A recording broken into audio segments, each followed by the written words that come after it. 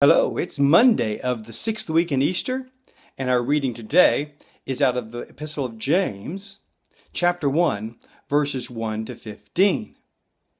Now, in this passage, there's one consistent theme, and that's the theme of patience, or endurance, or steadfastness.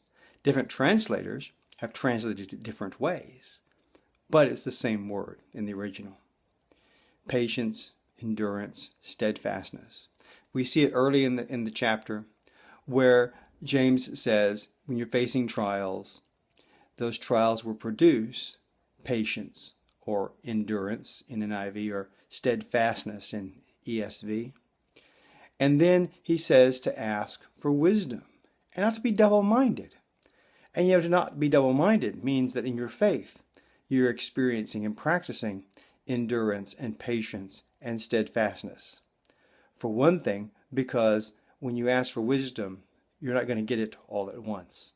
Wisdom is something that God works in you to develop you. And even that acquisition of wisdom takes patience or endurance or steadfastness. And then at the end of this section of chapter 1, he once again talks about trials and temptations. And again, talks about how those work in patience, steadfastness, or endurance in you as you face trials and temptations, and that you need to endure or remain steadfast in the midst of those. Because, first of all, that will help you overcome trials and temptations.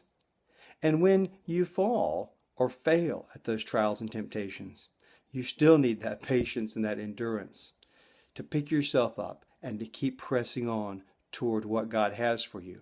Because what God has for you is back in verse 4.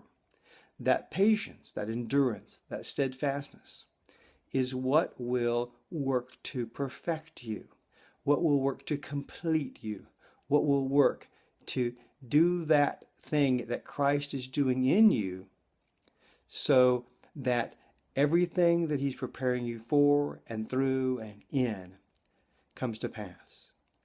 That fullness, that full work of Christ is developed in you.